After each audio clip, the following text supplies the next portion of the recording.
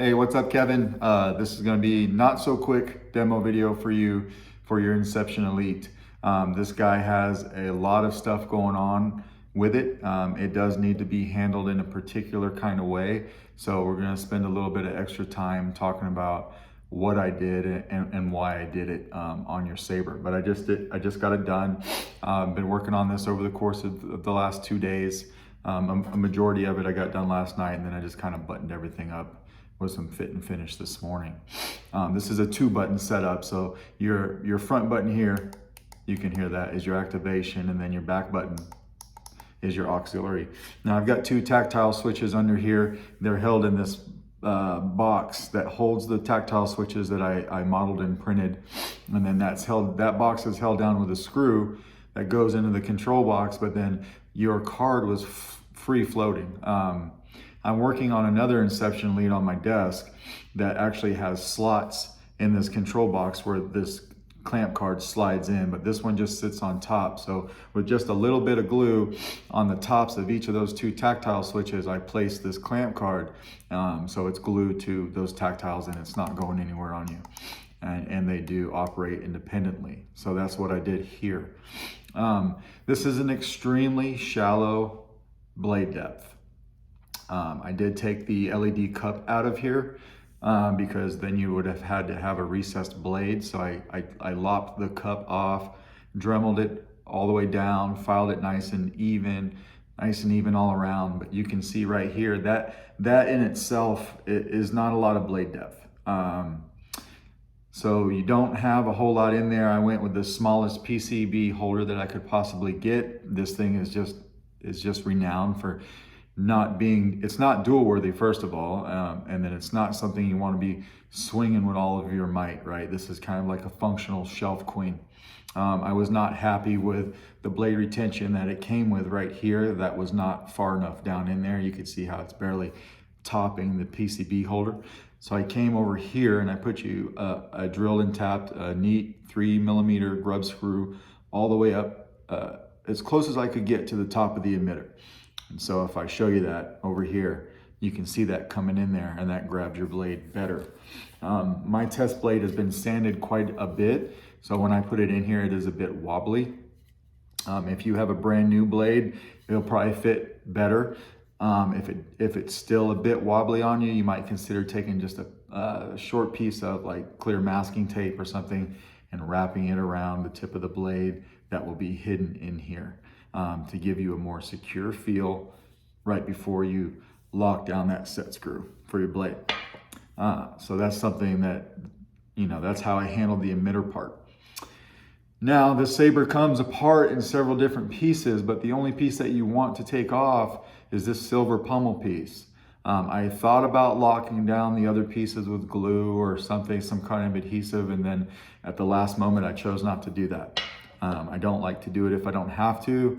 So hopefully this video with me explaining what to do and what not to do is enough for you not to do it, right? So you can unscrew it right here. There's a coupler right here and there's a coupler right here. So technically this grenade section is a piece. This middle section would be its own piece. This black piece is its own piece. And then finally you have this piece back here. So that it comes off in all those pieces, but you only want to take this silver piece off. Just like this. We'll take this off. Like this. And I do have your vented pommel cap on here for sound. So when you take this off, you're going to see your chassis sticking out just a little bit here. I do have a handle on the back of the speaker. Some of that's to assist you in pulling it out, but I'd rather you not do it that way. And then also some of this is to keep pressure on the back of the pommel cap.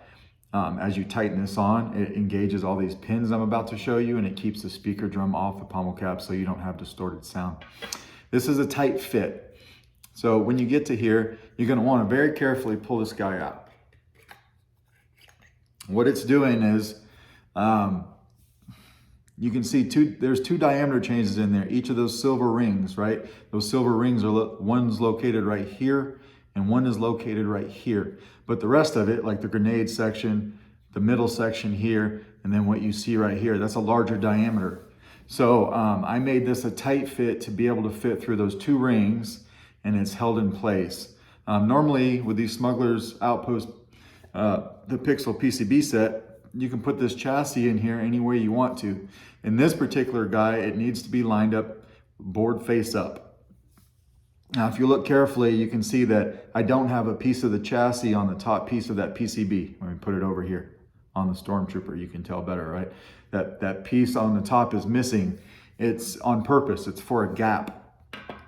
And if I can show you on camera, you can see your switch wires. I've got your switch wires running all the way up against the ceiling of the grenade section, tightly wound all the way up to here, and then they come up to your control box, just like that. And they stay in that orientation. And this gap is to be able to slide past those wires and make connection with that PCB back there. So obviously, if you were to put it in here like this or sideways and try to do it, you'd ruin those switch wires. So in order to help you orientate this guy so that you don't have to think about that every time, I have this channel in the chassis right here. You can see it running this way, right? There's that channel right there. And that makes it to where it only fits one way, because you've got these 2 greeblies in here that channel runs across. Now, in the last Inception that I did, this particular greebly right here was long enough where I didn't have to do anything. I could use it to clock this chassis. On yours, for whatever reason, yours was pretty short, and it wasn't sticking in the chamber long enough for me to be able to clock the chassis. So it was still free floating. So here's what I did. Last night before I went to bed, I came in here with a toothpick and some JB Weld. If you can even see that, I put a little dome of JB Weld on the tip of this guy just to make it just long enough to where I needed it. Now it's super solid. It's not coming off. That JB Weld is great, right? But with that little bit more distance that I put on that screw right there, you can see it on my finger. Now when I take that and I screw it in this hole, it sticks into the chamber long enough to where you're not going to get this chassis past that guy unless you've got this channel right here lined up with what I did there. So it's only going to fit in one way. So that helps you out, right? Hopefully it helps you out. So now we're going to put a battery in it. You've got your Proffie board here. You will need to pop the board up to get access to your micro USB charger or your micro USB port or your SD card. I usually take this battery piece right here, this battery terminal piece, and I drop it down low enough to where you can have access without popping it up.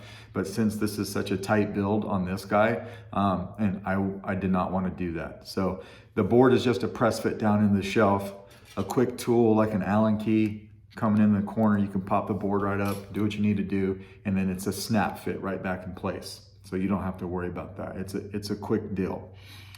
I got all your sound fonts on there that you wanted. So you gave me a Power Ranger package. I did line up separate sound fonts for each of the Rangers that were in that package, and I matched the color minus one of them. I don't remember which one it was. I had to do some research because I have no idea about Power Rangers, but I had to do some research about the blade colors, and one of them was actually black.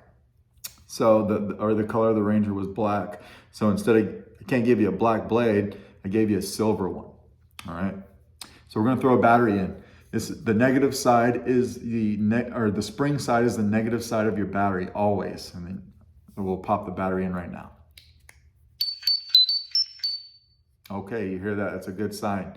So now we're going to take this, like I said, with the control box facing up and your board facing up. I mean, that's the best way I can describe it, right? Just like that. And if you do that, when you go in, you're gonna get past this first diameter change right here that I showed you. Those 2 silver rings that are smaller. You're gonna push through that. It's snug, but it goes. And then it's gonna come up to the second one. It's gonna wanna be snug again. But just take your time with it and push through it. And then you get to about right here. And the reason I made that snug was because I didn't want to put all the pressure on that little piece of JB weld that I put on this guy to clock the chassis correctly. So I wanted the chassis to do the work, and this piece right here is just to assist you in orientating it when putting it in. But now, because it's super tight, the chassis keeps itself in place and it won't rotate. And now we'll put this on. And this will assist you in pushing in the chassis the rest of the way. It starts getting a little stiff, you can just keep going. And turn it off. Let the power protect you. So it gets a little stiff, but you go ahead and turn it like a half turn more. It's engaging all of those pins on your chassis. All those pins are on a spring system. It's engaging it into the PCB back here and just making sure everything's making contact. So now we've got our full chassis. We can use the power button if we want. You see all your LEDs lighting up.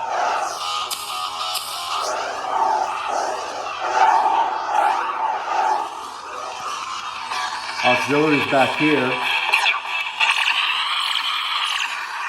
We can twist off. Let the power protect you. And then we can use our auxiliary to change sound fonts. Triceratops, Unicorn, Thundersword power! Now, if you don't want to use the activation turn on, you could swing on. Right?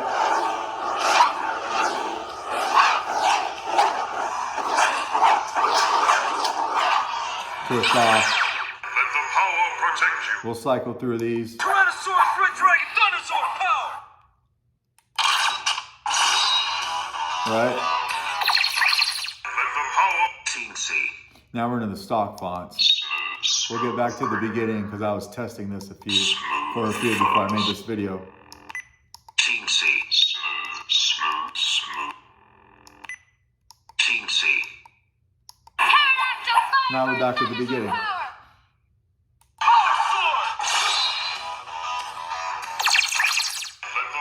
Hello there. Now we're at the Kenobi one that you gave me.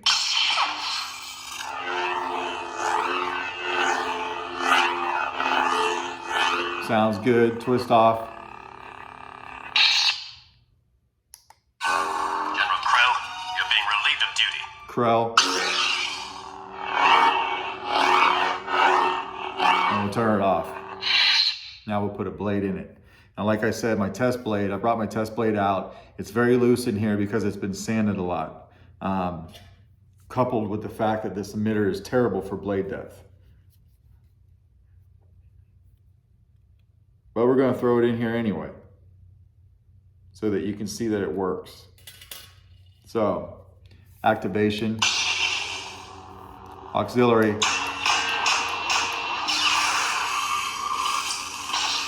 twist off. Lion Thundersword power! Power sword! Let the power.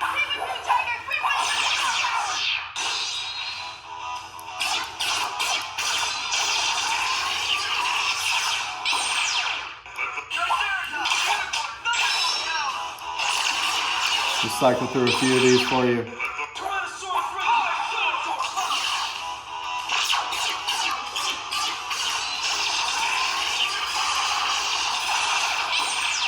Red Team C. Now we're into the stock fonts. And those are all working like they should as well. Right?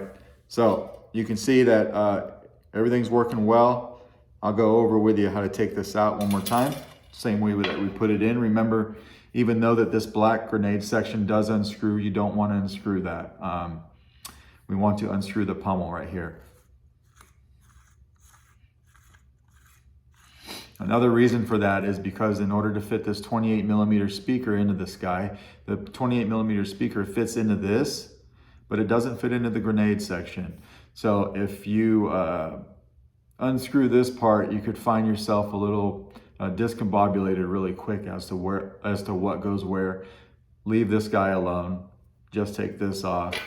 You get to here. You don't need to just grab this handle. You can grab the entire chassis and we'll just pull it out just like this.